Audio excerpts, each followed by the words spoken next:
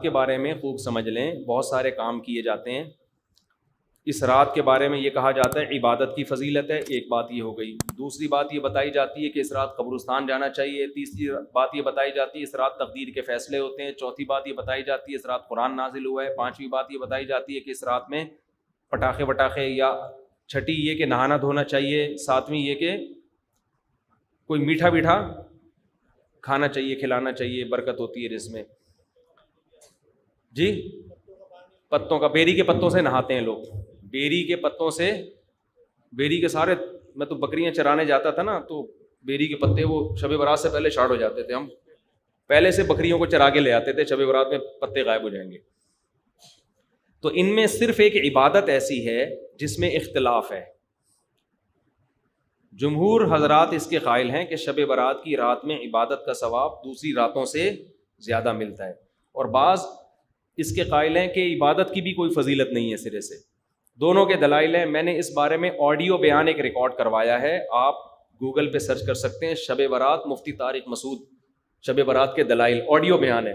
اس میں شب برات سے متعلق جتنی حدیثیں ہیں، ایک ایک حدیث کی سند پڑھ کے سنائی ہے ہم نے، ایک ایک حدیث کی سند۔ تو اس میں کوئی ایک حدیث بھی صحیح نہیں ہے۔ ہاں یہ ضرور ہے کہ شب برات کی رات کی عبادت پہ کئی ضعیف حدیثیں ہیں، تو اس لیے محدثین کا اصول ہے کہ جب بہت ساری ضعیف حدیثیں جمع ہوتی ہیں تو درجہ حسن تک پہنچ جاتی ہے۔ اس لیے جمہور اس کے قائل ہیں کہ اس رات عبادت کرنی چاہیے، دوسری راتوں سے اس رات عبادت کا ثواب زیادہ ہے۔ تو کرنے کا کام صرف اور صرف اور صرف عبادت ہے بس۔ قبرستان کے بارے میں حدیث صحیح نہیں ہے، اگر فرض کر لو ہے صحیح، تو پوری زندگی نبی ایک بار قبرستان گئے ہیں اور آپ ہر سال جاتے ہو۔ پھر نبی اکیلے گئے ہیں چپکے سے رات کے اندھیرے میں، آپ جتھے بنا کے جاتے ہو، اور اندھیرے نہیں، وہاں لائٹنگ ہوتی ہے، تو یہ سنت تھوڑی ہے، تو خلاف سنت ہو گیا نا۔ پھر صحابہ میں سے کسی سے بھی ثابت نہیں ہے کہ زندگی میں اس رات میں ایک بار بھی قبرستان گئے ہوں، ایک بار بھی قبرستان گئے ہوں۔ تو یہ کیسی سنت ہے جس پر صحابہ نے عمل نہیں کیا؟ نہانا دھونا کسی حدیث سے ثابت نہیں ہے، حلوے مانڈے پٹاخے کسی حدیث سے ثابت نہیں ہے۔ قرآن میں صاف طور پر ہے انا انزلناہ فی لیلۃ القدر، ہم نے قرآن نازل کیا ہے کس میں؟ لیلۃ القدر میں، رمضان کی آخری عشرے میں۔ فیہا یفرق کل امر حکیم، سارے تقدیر کے سال بھر کے فیصلے اس شب قدر میں ہوتے ہیں۔ تو اتنی واضح قرآن کی آیتیں موجود ہیں، تو شب برات کے بارے میں ایسی روایتیں موجود نہیں ہیں، سمجھتے ہو؟ اس لیے بعض ائمہ اس کے قائل ہے کہ بعض رافضیوں نے، بعض لوگوں نے لیلۃ القدر جو ہے نا رمضان کے آخری عشرے میں ہوتی ہے، اس رات کی ویلیو کو گھٹانے کے لیے اس کی اہمیت بڑھائی ہے، تاکہ اس رات کی ویلیو کیا ہو جائے؟ کم ہو جائے۔ تو اس کے مقابلے میں اس رات کو لا کے کھڑا کر دیا، جو سارے فضائل لیلۃ القدر کے تھے وہ کہاں چسپا کر دیے؟ 15 شعبان۔ قرآن کہہ رہے ہیں واضح طور پہ ہم نے لیلۃ القدر میں قرآن نازل کیا، شب برات والے کیا کہتے ہیں؟ 15 شعبان کو نازل کیا، وہ کہتے ہیں اس میں بھی کیا، اس میں بھی کیا، پھر تعویلات کی جاتی ہیں۔ لیکن ایک بات قرآن اتنے واضح انداز میں بیان کر رہے ہیں، تو جو فضیلت جس رات کو حاصل ہے وہ اسی رات کو دینی چاہیے۔ تو 15 شعبان کو صرف اتنا اگر کرنا ہے تو صرف انفرادی طور پر عبادت کی جائے، اس کا بھی کوئی مخصوص طریقہ نہیں ہے۔ تو باقی یہ قبرستان والی جانے والی بات بھی کمزور ہے، اور اس رات میں فیصلوں والی اور حلوے مانڈے اور تہوار تو رات کو اسلام میں ہوتے ہی نہیں ہیں، اسلامی تہوار تو دن میں ہوتے ہیں، خوشی دن میں منائی جاتی ہے۔ اسلام میں راتیں عبادت یا نیند کی ہیں، خوشیوں کی راتیں نہیں ہوتی، چراغا نہیں ہوتا۔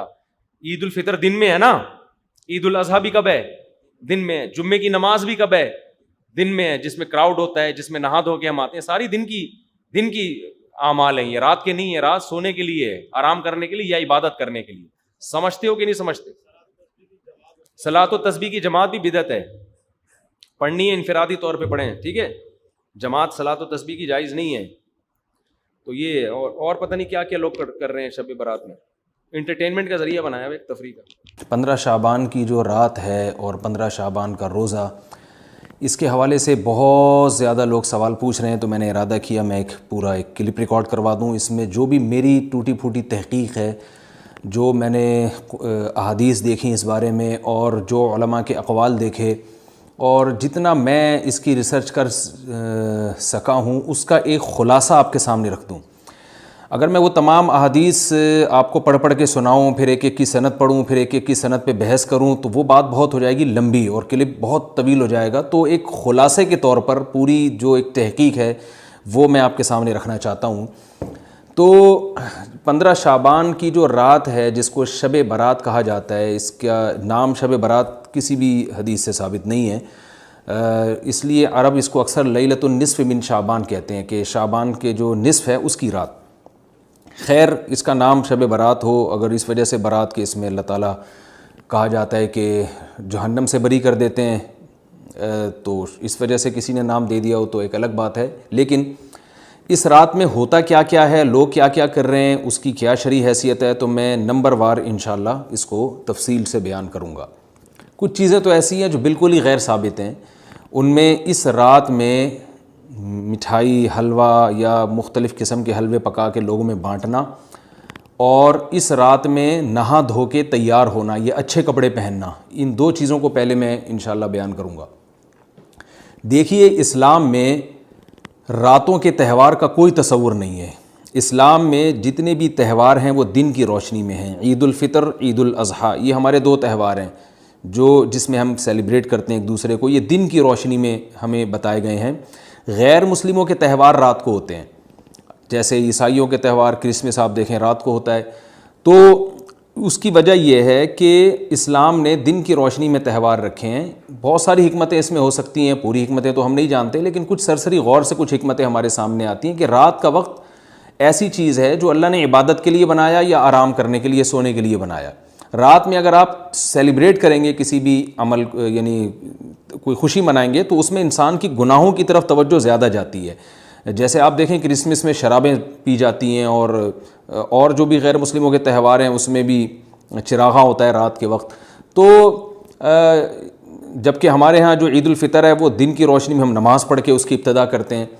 تو آپ کہہ سکتے ہیں کہ شب برات کو کوئی تہوار تو نہیں مانتا. تو دیکھیں، تہوار زبان سے ماننا ضروری نہیں ہے. آپ اپنے عمل سے جب کوئی ایسا کام کرتے ہیں جو تہواروں میں کیا جاتا ہے، تو اس کا مطلب یہ ہوا کہ آپ اس کو تہوار مان رہے ہیں، یعنی آپ اس کو ایک خوشی کا دن مان رہے ہیں. تو نہانا دھونا یا کھانے پکا کے لوگوں میں تقسیم کرنا یا خود کھانا، اور خاص طور پہ حلوہ یعنی میٹھا، یہ چیزیں تہواروں کے موقع پر ہوتی ہیں. جیسے ہم عید الفطر والے دن صبح سوئیاں بناتے ہیں، میٹھا بناتے ہیں، کھاتے ہیں، لوگوں کو کھلاتے ہیں، نہاتے ہیں، اچھے کپڑے پہنتے ہیں. جمعے والے دن بھی، جمعے میں بھی عید کا عنصر ہے حدیث میں، اس کو بھی عید قرار دیا، اس دن بھی ہم نہا دھو کے کپڑے پہنتے ہیں.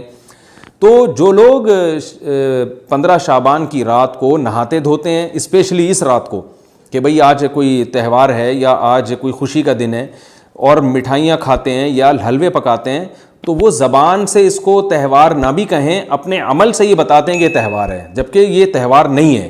اسلام میں کوئی اس کی ایک ضعیف روایت بھی نہیں ہے کہ آپ صلی اللہ علیہ وسلم نے، میرے علم میں نہیں ہے کم از کم، ہو سکتا ہے کوئی موضوع من گھڑت روایت موجود ہو جس میں کوئی کہیں بھی نہیں ہے کہ آپ صلی اللہ علیہ وسلم نے اس رات کو ہمیں نہانے کا حکم دیا ہو، یا اچھے کپڑے پہننے کا حکم دیا ہو، یا کھانے پینے کا یا حلوے کھلانے کا، ہمیں حلوے مانڈے کا ہمیں حکم دیا ہو. تو اللہ کا واسطہ یہ بدعت ہے، اس کو ختم کریں اپنے معاشرے سے. اور اسلام میں تہوار کا ٹائم دن میں ہوتا ہے. عید الفطر، عید الاضحیٰ ہے جس میں ہم دن میں قربانی کرتے ہیں اور کھاتے ہیں، پیتے ہیں، نہاتے ہیں، دھوتے ہیں. راتوں کے یہ کام نہیں ہے، رات کو آپ سوئیں یا عبادت کریں. تو ایک چیز تو یہ تھی جو میں بتانا چاہ رہا تھا. دوسری چیز، اس رات کو قبرستان جانا. دیکھیے، اس بارے میں حدیث پیش کی جاتی ہے، مشہور حدیث ہے، لوگ سنتے رہتے ہیں کہ نبی صلی اللہ علیہ وسلم رات کو اٹھے اور امی عائشہ رضی اللہ تعالیٰ عنہ بھی آپ کے پیچھے چلی گئیں، اور آپ صلی اللہ علیہ وسلم جنت البقیع میں مغفرت کی دعا مانگ کے تشریف لے آئے واپس. تو یہ حدیث انتہائی درجے کی ضعیف حدیث ہے. اور ایک تو ضعیف حدیث ہے، دوسری بات یہ کہ اگر ہم تھوڑی دیر کے لیے فرض کر لیں یہ صحیح حدیث ہے، اور ہم کہتے ہیں کہ بھئی نبی صلی اللہ علیہ وسلم نے یہ عمل کیا ہے، تو صحابہ میں سے کسی سے ضعیف حدیث سے بھی ثابت نہیں ہے کہ کوئی اس رات قبرستان گئے ہوں. حضرت ابو بکر کے بارے میں کوئی روایت نہیں ملتی کہ اس رات قبرستان گئے ہوں، حضرت عمر کے بارے میں کوئی روایت نہیں ملتی، یہ کسی ایک صحابی کے بارے میں نہیں. تو آپ مجھے بتائیں کہ یہ کیسی سنت ہے کہ جو صحابہ کی سمجھ میں نہیں آئی اور ہماری سمجھ میں آ گئی ہے. تو مشرکین مکہ یہ کہا کرتے تھے، لو کان خیرن ما سبقونا الیہ، قرآن مجید کی آیت ہے کہ اگر یہ اسلام میں کوئی خیر ہوتی تو یہ صحابہ ہم سے پہل نہ کرتے. یہ صحابہ نے ہم سے پہل کیا ہے، اس کا مطلب ہے یہ اسلام خیر کا کام نہیں ہے. تو مشرکین کو صحابہ سے چونکہ نفرت تھی، اس لیے کہتے تھے کہ یہ چونکہ اسلام کو فالو کر رہے ہیں تو یہ اس کی علامت ہے کہ اسلام خیر نہیں ہے، کیونکہ خیر میں تو ہم صحابہ سے آگے ہوتے ہیں، اپنے بارے میں ان کا یہ اس خوش فہمی میں مبتلا تھے وہ. لیکن ہماری رائے کیا ہے؟ ہم یہ کہتے ہیں کہ لو کان خیرن لسبقونا الیہ. وہ کہتے تھے لا سبقونا، ہم کہتے ہیں لسبقونا، کہ اگر کوئی بھی خیر کا کام ہے تو صحابہ ہم سے ضرور اس میں پہل کریں گے. یہ ہو نہیں سکتا کہ خیر کا کام ہو ہم کریں اور صحابہ نے نہ کیا ہو. تو اسی طرح میں یہ عرض کرتا ہوں کہ دیکھیں اگر قبرستان جانا اس رات میں سنت عمل ہوتا تو صحابہ یقیناً جایا کرتے. کوئی ایک صحابی تو گیا ہو، یہ کیسی بات ہے جو صحابہ کی سمجھ میں نہیں آئی اور ہماری سمجھ میں آ رہی ہے اور ہم قبرستان جا رہے ہیں اس رات کو. چلیں اگلا اسٹیپ تھوڑی دیر کے لیے فرض کر لیتے ہیں کہ نبی صلی اللہ علیہ وسلم جو ایک رات قبرستان گئے، فرض کر لیں وہ حدیث بھی صحیح ہے، یہ بھی فرض کر لیں کہ صحابہ اگرچہ نہیں گئے مگر ہم صحابہ سے بھی زیادہ آگے نکلنے کی کوشش کرتے ہیں اور صحابہ کو سمجھ میں نہیں آیا، ہمیں سمجھ میں آ گیا. تو چلیں فرض کر لیں تھوڑی دیر کے لیے کہ اس رات کو جانا ہم سنت مان لیتے ہیں، آپ کے دلائل ہم مان لیتے ہیں اور صحابہ کی سمجھ میں نہیں آئے لیکن ہماری سمجھ میں زیادہ آ رہا ہے، ہم فرض کر لیتے ہیں، مان لیتے ہیں کہ اس رات قبرستان جانا سنت ہے. تو آپ مجھے بتائیں نبی نے جو عمل جس طرح سے کیا ہو اس طرح سے سنت ہوگا یا آپ اپنی طرف سے جس کو ہم پشتوں میں کہتے ہیں اخپل طریقے سے کرنا سنت ہے؟ نبی نے فجر کی 2 رکعتیں پڑھی ہیں اور ہر رکعت میں 2 سجدے کیے ہیں. آپ اگر فجر کی 3 رکعتیں پڑھیں گے تو کیا نماز ہو جائے گی آپ کی؟ اب آپ دلیل میں یہ کہیں کہ نبی نے فجر کی نماز پڑھی ہے تو مجھ پر بھی لازم ہے. تو بھائی نبی نے پڑھی ہے تو جیسے نبی کے پڑھنے سے آپ پر پڑھنا لازم ہو گیا تو جس طرح سے پڑھی ہے اسی طرح پڑھنا لازم ہوگا، اخپل طریقے سے پڑھنا لازم نہیں ہوگا. تو اسی طرح یاد رکھیں، فرض کر لیں کہ نبی قبرستان گئے ہیں اور یہ قبرستان جانا سنت ہے تو نبی کس طرح گئے ہیں اور کتنی دفعہ گئے ہیں؟ نبی رات کو چپکے سے اٹھ کے گئے ہیں، کوئی کسی کو آپ نے جمع نہیں کیا، کسی کو بتایا تک نہیں، جو اس حدیث سے پتہ چل رہا ہے ہمیں، اگرچہ یہ ضعیف حدیث ہے لیکن فرض کر لیں یہ صحیح ہے. تو کہیں پتہ بھی نہیں چل رہا، چپکے سے قبرستان گئے اور چپکے سے واپس آئے اور پوری زندگی میں ایک دفعہ گئے. جبکہ ہمارے ہاں ہر سال قبرستان میں لوگ جا رہے ہیں، جب بھی شب برات آتی ہے لوگ قبرستان جاتے ہیں ہر سال. نبی ایک دفعہ گئے اور آپ ہر سال جا رہے ہیں. نمبر 2، جاتے جتھوں کی شکل میں، نبی تو چپکے سے گئے ہیں. تو آپ رات کو 2-2:30 بجے ذرا چپکے سے اٹھیں اور تنہائی میں جب قبرستان میں وحشت ہو اور اندھیرا ہو اور وہاں قبرستان جائیں، اتنا دم ہے آپ میں، تو ہم کہیں گے بھائی آپ نے نبی کی سنت کو زندہ کیا ہے. لیکن آپ تو جتھوں کی شکل میں جا رہے ہیں، نہا دھو کے جا رہے ہیں، خوشبو لگا کے جا رہے ہیں، تیار ہو کے جا رہے ہیں، اور جو کچھ وہاں خرافات ہو رہی ہیں قبرستان میں وہ تو ساری دنیا کو معلوم ہے. میلے ٹھیلے لگے ہوئے ہیں وہاں پہ، گولے گنڈے بک رہے ہیں، برگر بک رہے ہیں، گول گپے بک رہے ہیں وہاں پہ، اور پھول الگ بک رہے ہیں، ہار پھول قبروں پہ چڑھانے کے لیے. کیا بدماشی ہے یہ، کیا منہ دکھائیں گے رسول اللہ صلی اللہ علیہ وسلم کو قیامت کے دن؟ آپ کے سامنے کیا وہ حدیث نہیں ہے کہ نبی صلی اللہ علیہ وسلم نے فرمایا کہ روایت میں آتا ہے کہ کچھ لوگ قرب میدان حشر میں آئیں گے تو ان کے چہرے ایسے ہوں گے جیسے میری امت کے چہرے ہوتے ہیں، میری امت کی شکل ہوتی ہے. حدیث کا مفہوم میں بیان کر رہا ہوں. تو جب وہ حوض کوثر کا پانی پینے کے لیے میرے پاس آئیں گے تو فرشتے ان کو بھگائیں گے، سحقن سحقن. تو آپ صلی اللہ علیہ وسلم پوچھیں گے یہ تو میری امت ہے، آپ تو فرشتے کیا کہیں گے کہ یہ آپ کی وہ امت ہے جنہوں نے آپ کے دنیا سے جانے کے بعد دین میں ایسی چیزیں ایجاد کر لی تھیں جن کا آپ نے حکم نہیں دیا. تو آپ کیا فرمائیں گے؟ سحقن سحقن، دور کرو ان سے. تو ایسا نہ ہو کہ ہم قیامت کے دن رسول اللہ صلی اللہ علیہ وسلم کی شفاعت سے محروم ہو جائیں. تو اللہ کا واسطہ قبرستان مت جائیں اس رات، گھر میں بیٹھیں آرام سے، یہیں بیٹھ کے میت کے لیے مغفرت کی دعا کریں. اور اگر آپ سمجھتے نہیں یہ حدیث بالکل صحیح ہے اور جانا لازمی ہے تو پھر تنہائی میں جائیں، ایسے قبرستان کا انتخاب کریں جہاں آپ کے علاوہ کوئی بھی نہ ہو، اور پھر چپکے سے جائیں اور پتلی گلی سے واپس آ جائیں آپ. اگرچہ ہم تو اس کو بھی نہیں مانتے لیکن اگر کرنا ہے تو پھر اس طریقے سے عمل کریں اگر آپ حدیث کو فالو کرنا چاہتے ہیں آپ اپنے خیال کے مطابق. تو یہ 2 باتیں ہو گئیں. ایک تیسری چیز کیا ہے؟ کیا قرآن اس رات میں نازل ہوا ہے اور تقدیر کے فیصلے اس رات میں ہوتے ہیں؟ دیکھیے قرآن میں 2 جگہ اللہ نے اس مضمون کو بہت وضاحت سے بیان کیا. ایک سورہ دخان میں انا انزلناہ فی لیلۃ مبارکہ کہ ہم نے اس کو مبارک رات میں نازل کیا، اور اللہ نے فرمایا فیہا یفرق کل امر حکیم، اس میں حکمت والے فیصلے ہوتے ہیں اس رات میں. دوسری جگہ 30ویں پارے میں سورہ قدر میں اللہ نے فرمایا انا انزلناہ فی لیلۃ القدر، ہم نے اس قرآن کو لیلۃ القدر میں نازل کیا، اور اس میں بھی اللہ نے فرمایا تنزل الملائکۃ فیہا کہ فرشتے اس رات میں اترتے ہیں باذن ربہم من کل امر، تمام قسم کے معاملات لے کے. تو یہاں بھی اللہ بتا رہے ہیں کہ جو 1 سال کے فیصلے جس رات میں ہوتے ہیں اور فرشتوں کے حوالے کیے جاتے ہیں وہ رات اور قرآن کے نازل ہونے والی رات ایک ہی ہے، یہ الگ الگ راتیں نہیں ہیں. اور سورہ قدر میں اللہ نے فرما دیا واضح لفظوں میں کہ وہ لیلۃ القدر کی رات ہے.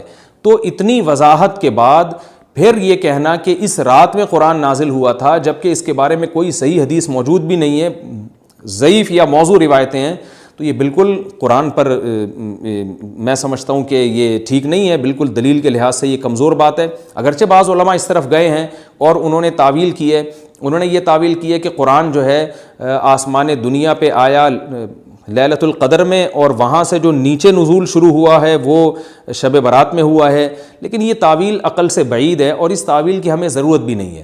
دو صحیح حدیثیں ٹکرا رہی ہوں یا قرآن کی آیت کسی ایسی متواتر حدیث سے ٹکرا رہی ہو تو پھر تو وہاں ہمیں تطبیق دینے کی ضرورت پیش آتی ہے، جب قرآن کے مقابلے میں کوئی حدیث ہی نہیں ہے، صحیح حدیث بھی نہیں ہے۔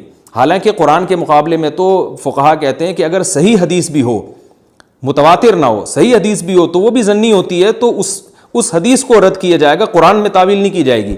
لیکن یہاں تو صحیح حدیث بھی نہیں ہے، یہاں تو ایک ضعیف روایت ہے اور ضعیف اقوال ہیں، آپ اس کو کیسے قرآن کے مقابلے میں لا سکتے ہیں؟ تو جو بالکل بے غبار بات ہے وہ یہی ہے کہ اللہ تعالیٰ نے قرآن مجید کو لیلۃ القدر میں نازل کیا، جو رمضان کے آخری عشرے میں ہوتی ہے، اور اسی لیلۃ القدر میں فیصلے بھی ہوتے ہیں۔ اور بعض لوگ کہتے ہیں اس میں حرج کیا ہے کہ ہم 15 شعبان کو بھی فرض کر لیں، اس میں قرآن نازل ہوا اور لیلۃ القدر میں بھی، بھائی اس سے لیلۃ القدر کی ویلیو کم ہوتی ہے۔ اللہ تو لیلۃ القدر کی ویلیو بڑھا رہے ہیں کہ یہ ایسی رات ہے جس میں 1 سال کے فیصلے بھی کر دیے جاتے ہیں اور اس میں قرآن مجید کا نزول بھی شروع ہوا۔ تو جس رات کو اللہ نے جو پروٹوکول دیا ہے وہی پروٹوکول اس کو دینا چاہیے، آپ اس کو کسی اور رات کو نہ دیں وہ پروٹوکول۔ تو یہ تیسرا مسئلہ ہوا۔ پہلا مسئلہ حلوے مانڈے کا اور نہانے دھونے کا، وہ بھی غلط ہے۔ دوسرا مسئلہ قبرستان جانے کا، وہ بھی ٹھیک نہیں ہے۔ تیسرا مسئلہ کہ اس رات میں قرآن نازل ہوا اور فیصلے ہوتے ہیں، یہ تیسری بات بھی غلط ہے۔ نہ تو اس رات میں قرآن نازل ہوا اور نہ اس رات میں فیصلے ہوتے ہیں۔ چوتھی چیز کہ کیا اس رات کی میں عبادت کی کوئی فضیلت ہے سرے سے یا نہیں ہے، یہ ایک علمی مسئلہ ہے۔ تو اس بارے میں خوب اچھی طرح سمجھ لیں کہ اس بارے میں جتنی بھی احادیث ہیں جو اس رات کی فضیلت کے بارے میں ہیں کہ بنو کلب کی بکریوں کے برابر مغفرت ہوتی ہے اور بکریوں کے بالوں کے برابر، اور یا جو بھی اس بارے میں روایات ہیں کہ سب کی بخشش ہو جاتی ہے سوائے اس شخص کے جو کسی کے دل میں کینہ رکھتا ہے، تو یہ جتنی اس رات کی فضیلت میں احادیث ہیں، تو ایک بات تو خوب اچھی طرح سمجھ لیں، اس پر تمام محدثین کا، جہاں تک میں نے دیکھا ہے، تمام محدثین کا اتفاق ہے کہ اس کی فضیلت میں صحیح حدیث ایک بھی نہیں ہے۔ اس رات کی فضیلت میں ایک بھی صحیح حدیث موجود نہیں ہے، لیکن ضعیف روایتیں اتنی کثرت سے ہیں کہ ایک الگ محدثین کا اصول ہے کہ جب ضعیف روایتیں کی سندیں زیادہ ہو جائیں تو وہ حسن بن جاتی ہے، یعنی قابل قبول ہو جاتی ہے وہ، کیونکہ بہت ساری کمزور چیزیں مل کے اس میں کچھ قوت پیدا کر دیتی ہیں۔ تو اب جن علماء نے احادیث کے ضعف کی طرف دیکھا کہ ایک بھی صحیح روایت نہیں ہے، انہوں نے اس رات کا بالکلیہ انکار کر دیا کہ اس رات کی سرے سے کوئی فضیلت نہیں ہے۔ لیکن جن علماء نے اصول حدیث کی طرف دیکھا اور فقہ کے ایک اصول کی طرف دیکھا کہ کثرت روایات درجہ حسن تک پہنچ جاتی ہیں ضعیف روایات، تو انہوں نے کہا کہ بالکل اس رات کی فضیلت کا انکار ہی سرے سے کر دینا یہ غلط ہے۔ تو جمہور اس طرف گئے ہیں کہ اس رات کی فضیلت کا بالکلیہ انکار کر دینا یا اس کی عبادت کی فضیلت کا بالکلیہ انکار کر دینا یہ ٹھیک نہیں ہے، لیکن کچھ علماء، وہ بھی بڑے محقق علماء ہیں، وہ اس طرف گئے ہیں کہ اس رات کی سرے سے کوئی فضیلت اسلام میں ہے ہی نہیں۔ اب میں دونوں طرف کے علماء کا کچھ تھوڑا سا تجزیہ پیش کرتا ہوں۔ تو جو علماء یہ کہتے ہیں کہ اس رات کی فضیلت ہے اور فضیلت میں کثرت سے روایات ہیں اور اس میں بڑے بڑے علماء داخل ہیں، امام شافعی رحمہ اللہ تعالیٰ جیسے مجتہد بھی ہیں جو اس رات کی فضیلت کے قائل ہیں۔ باقی ائمہ سے مجھے جو ہے نا امام ابو حنیفہ سے کچھ نہیں ملا اس رات کی فضیلت کے بارے میں، اور امام احمد ابن حنبل سے بھی مختلف روایات ملی ہیں، اس لیے میں جزم سے کسی اور امام کے بارے میں نہیں کہہ سکتا، لیکن امام شافعی سے بہرحال اس کی فضیلت صراحتاً منقول ہے، اگرچہ انہوں نے بھی اعتراف کیا ہے کہ اس کی روایات کے بارے میں جتنی اس بارے میں روایات ہیں وہ ضعیف ہیں، لیکن وہی ایک اصول ہے کہ جب ضعیف روایات بہت کثرت سے ہوتی ہیں تو درجہ حسن تک پہنچ جاتی ہیں۔ تو اس اصول کے تحت جمہور اس کے قائل ہیں کہ اس رات میں عبادت اگر ہم کرتے ہیں تو دوسری راتوں کی نسبت ہمیں ثواب زیادہ ملتا ہے۔ لیکن جو بعض دوسرے علماء جو بالکل ہی اس رات کی فضیلت کے منکر ہیں، ان کے دلائل میں یہ ہے کہ یہ بات اگرچہ درست ہے کہ اگر ضعیف روایات کثرت سے ہوں تو وہ درجہ حسن تک پہنچ جاتی ہیں، لیکن وہ کہتے ہیں کہ کچھ قرائن ایسے ہیں جن قرائن سے پتہ چلتا ہے کہ جو ہے ان قرائن کو اگر سامنے رکھا جائے تو وہ ان کی رائے یہ ہے کہ پھر ان کا خیال یہ ہے کہ ان کا رجحان اس طرف ہے کہ اس رات کی سرے سے کوئی فضیلت نہیں ہے۔ ان قرائن میں ایک چیز یہ بھی ہے کہ اس کے بارے میں جو روایات ہیں ان میں بہت زیادہ ثواب کی بشارت سنائی گئی ہے۔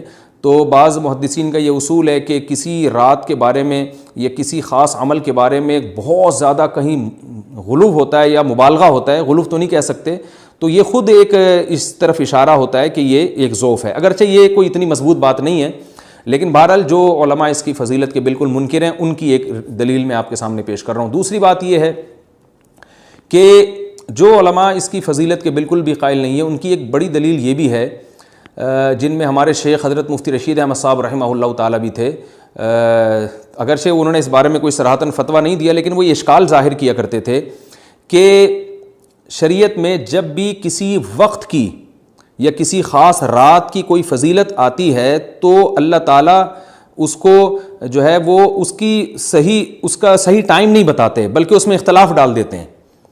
اس کی مثال ایسے جیسے جمعے کے دن حدیث میں آتا ہے کہ ایک وقت جمعے میں ایسا آتا ہے جس میں دعا لازمی قبول ہوتی ہے، اب ظاہر ہے وہ بڑا فضیلت کا وقت ہے، تو وہ وقت ہمیں متعین طور پہ بتایا نہیں گیا ہے، اس لیے علماء کا اس میں اختلاف ہوا، بعض نے کہا عصر کے بعد، بعض نے کہا کہ 2 خطبوں کے درمیان۔ لیلۃ القدر کو دیکھ لیں، لیلۃ القدر کی فضیلت میں قرآن بھی ہے، بہت ساری احادیث ہیں، لیکن لیلۃ القدر کی رات ہے کون سی یہ اللہ نے اس میں ابہام ڈال دیا۔ طاق راتوں میں 21 بھی ہو سکتی ہے، 23 بھی ہو سکتی ہے، بعض بلکہ حدیث سے 22ویں رات کا بھی ہونا ثابت ہے، زیادہ امکان 27ویں رات کا ہوتا ہے، تو وہ متعین نہیں ہے۔ تو جو علماء کہتے ہیں اس کی سرے سے کوئی فضیلت ہی نہیں ہے، ان کا رجحان وہ ان کی ایک یوں سمجھیں کہ دلیل تو نہیں لیکن ایک استئناس کہتے ہیں اس کو، کہ اس سے ان کے اس نظریے کو تقویت ملتی ہے کہ اگر یہ اس کی اتنی زیادہ فضیلت ہے تو اس کی تعیین میں اختلاف بالکل بھی نہیں ہے، تو یہ وہ کہتے ہیں کہ یہ مزاج شریعت کے خلاف ہے۔ اور تعیین میں اختلاف ہوتا کیوں ہے؟ علماء نے یہ بیان کیا اگر لیلۃ القدر کو متعین طور پہ بیان کر دیا جاتا ہے نا کہ یہی لیلۃ القدر ہے تو بہت ساری اس میں جو ہے نا حکمتیں فوت ہو جاتی، جن میں ایک یہ بھی کہ اس رات میں جہاں عبادت کا ثواب بہت ہے گناہ کا عذاب بھی بہت ہے، پھر اگر اس رات میں کوئی گناہ کرتا تو وہ اللہ کے عذاب سے نہ بچ پاتا، کیونکہ وہ اللہ متعین کر دیا کہ یہ لیلۃ القدر ہے، تو کیسے تم اس میں گناہ کر رہے ہو؟ اب معاملہ اللہ نے مبہم رکھ دیا کہ بھئی یہ بھی ہو سکتی ہے تو اگلے دن بھی ہو سکتی ہے۔ اور ایک فائدہ یہ بھی اس میں رکھا متعین نہ کرنے میں کہ لیلۃ القدر انہی کو ملے جو تلاش کریں، جو پورا عشرہ جاگیں گے ان کو لیلۃ القدر ملے گی۔ اگر اللہ اسپیسیفک دن بتا دیتا کہ 21ویں ہے، 23ویں ہے یا 25ویں ہے یا 22ویں ہے تو بہت سارے لوگوں کو لیلۃ القدر مل جاتی، تو اللہ نے جو مبہم رکھا ہے نا تو ایک رات کی فضیلت اللہ نے بڑھا دی مگر اس کی تعیین میں ابہام پیدا کر دیا تاکہ جو پورا عشرہ جاگے گا اسی کو لیلۃ القدر ملے گی، اس کے علاوہ ہر آدمی کو نہ ملے۔ وہ ایک اللہ کی ایک حکمت ہو سکتی ہے اس میں۔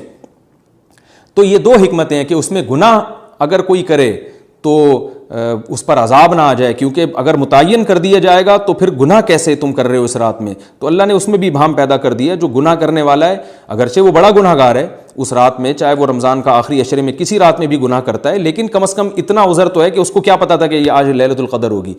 تو جو 15 شعبان کی رات ہے اس کی بہت زیادہ فضیلت ہے، تو پھر یہ رات کو متعین کیوں کر دیا گیا؟ یہ ان علماء کی دلیل میں بیان کر رہا ہوں جو اس کی فضیلت کے بالکل بھی قائل نہیں ہیں، لیکن بہرحال حقیقت یہ ہے کہ جمہور علماء اس کی فضیلت کے قائل ہیں، کیونکہ یہ جو میں نے دلائل دیے کہ وہ علماء جو اس کی فضیلت کے سرے سے منکر ہیں ان کے یہ دلائل کو ہم دلیل نہیں کہیں گے بلکہ استئناس کہیں گے، کہ استئناس کہتے ہیں کہ ایک چیز استدلال نہیں ہے بلکہ ان اپنے نظریے کی تقویت کے طور پر ایک چیز کو پیش کر دینا جس سے یہ لگتا ہو کہ واقعی یہ صحیح کہہ رہے ہیں، اس کو استئناس کہتے ہیں، میں جو آسان لفظوں میں سمجھانے کی کوشش کر رہا ہوں۔ اور ایک استدلال کہتے ہیں کہ ایک ریسرچ کو، ایک پوری تحقیق کو۔ تو جمہور کا مذہب ایک اصول پر مبنی ہے کہ بھئی اتنی ساری روایات ہیں اور ضعیف ہیں، ان میں ٹھیک ہے کچھ موضوع بھی ہیں لیکن بہت ساری ایسی ہیں جو موضوع بھی نہیں ہیں، تو ضعیف روایات ہیں جب اتنی کثرت سے ہیں اور اس میں ہے بھی عبادت کا تذکرہ تو عبادت کرنے میں کوئی حرج بھی نہیں ہے، تو لہذا انہوں نے اس کو جو ہے نا اس کو دلیل بنایا ہے اور اصول کے لحاظ سے یہ بات درست ہے۔ تو اس اصول کو اگر کوئی فالو کرنا چاہے تو اس رات کی عبادت اس کے لیے بالکل ٹھیک ہے اور اللہ کی رحمت سے امید ہے کہ اس میں اس کو ثواب زیادہ ملے گا۔ تو جمہور ایک طرف ہیں اور بعض علماء دوسری طرف ہیں۔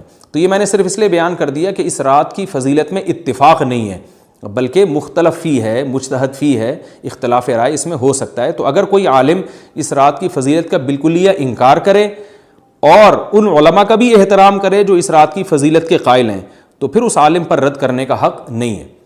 دوبارہ میں اپنی بات کو ریپیٹ کرتا ہوں, اگر کوئی عالم یہ کہے کہ اس رات کی سرے سے کوئی فضیلت نہیں ہے تو اس عالم پر طعن و تشنی جائز نہیں ہے, کیونکہ ان کے بھی کچھ نہ کچھ استدلالات ہیں.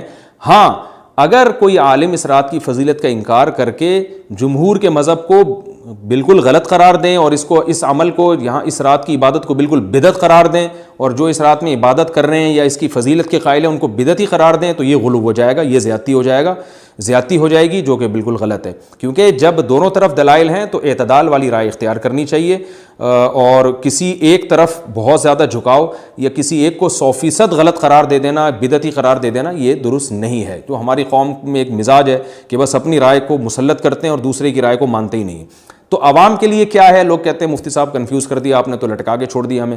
وہی میں کنفیوز نہیں کر رہا, عوام جمہور کے مذہب کو فالو کرے گی. جمہور میں بڑے بڑے علماء ہیں, وہ اس کی فضیلت کے قائل ہیں اور وہ اس کے قائل ہیں کہ اس رات میں عبادت کرنی چاہیے, تو آپ جمہور کے مذہب کو فالو کر سکتے ہیں. تو اب یہ بات تو ہو گئی جمہور کا مذہب, میں نے آپ کو بتایا کہ وہ اس رات میں فضیلت کے قائل ہیں کہ اس رات میں عبادت کرنی چاہیے. لیکن کیسے کرنی چاہیے, اس پر تمام علماء کا اتفاق ہے کہ مسجد میں جتھے بنا کے جانا یا اجتماعی عبادت کرنا یہ بالکل بدعت ہے, بالکل ناجائز ہے. اسی طرح کوئی مخصوص قسم کی نماز پڑھنا کہ پہلی رکعت میں یہ والی صورت, تو دوسری میں یہ والی صورت, تو تیسری میں یہ والی صورت, یہ بالکل بدعت ہے. صلاۃ التسبیح کی جماعتیں بدعت ہیں. تو ایک ہی راستہ ہے آپ کے پاس, آپ عبادت کرنا چاہتے ہیں تو انفرادی طور پر ایسے عبادت کریں جیسے عام دنوں میں آپ عبادت کرتے ہیں, یہ ویسے ہی نماز پڑھیں جیسے عام دنوں میں نماز پڑھتے ہیں. کوئی مخصوص صورتیں, مخصوص رکعتیں نہیں ہیں. جتنی اللہ توفیق دے تنہائی میں آپ 2 رکعتیں, تہجد کی 4 رکعتیں, 6 رکعتیں, 8 رکعتیں, 16 رکعتیں, جتنی اللہ توفیق دے آپ رات کو کھڑے ہو کر انفرادی نماز پڑھیں. دعائیں مانگیں اللہ تعالیٰ سے, قرآن کی تلاوت کریں, تسبیحات کریں. جتھے نہ بنائیں مسجد میں, چراغاں نہ کریں, بتیاں نہ لگائیں, قبرستانوں پہ رش نہ کریں. یہ سب ناجائز اور سب حرام ہے, گناہ ہے, اس کا اسلام میں کوئی تصور نہیں. کرنا ہے تو صرف ایک کام آپ کر سکتے ہیں کہ صرف عبادت کریں, اور اللہ کی رحمت سے امید کی جا سکتی ہے کہ اللہ تعالیٰ اس رات میں آپ کو عبادت کا دوسری راتوں کی نسبت ثواب عطا فرمائے گا. کیونکہ آپ اگر جمہور علماء کو فالو کر رہے ہیں تو ہمیں یعنی جن کے پاس علم نہیں ہے تو ان کو علماء ہی کو فالو کرنے کا اللہ نے حکم دیا ہے. تو آپ جمہور علماء کی رائے پر عمل کرتے ہوئے اگر عبادت کرنا چاہیں تو اللہ کی رحمت سے امید ہے کہ انشاءاللہ آپ کو ثواب ملے گا. لیکن عبادت کا کوئی مخصوص طریقہ ہرگز نہیں ہے. پمفلیٹ بٹ رہے ہوتے ہیں کہ یہ والی صورت پڑھنے سے یہ ہو جائے گا, تو یہ والی صورت پڑھنے سے یہ ہو جائے گا, یہ بالکل غلط ہے. تو انفرادی عبادت ہوگی اور ایسے ہی عبادت کا طریقہ ہوگا جیسے پورے سال ہوتا ہے. نماز اسی طرح پڑھی جائے گی جیسے پورے سال پڑھی جاتی ہے, دعائیں مانگی جائیں گی. اپنے طور پر اجتماعی سطح پہ کوئی عمل نہ کیا جائے. اللہ تعالیٰ سے دعا ہے کہ اللہ تعالیٰ ہمیں سمجھنے کی, عمل کرنے کی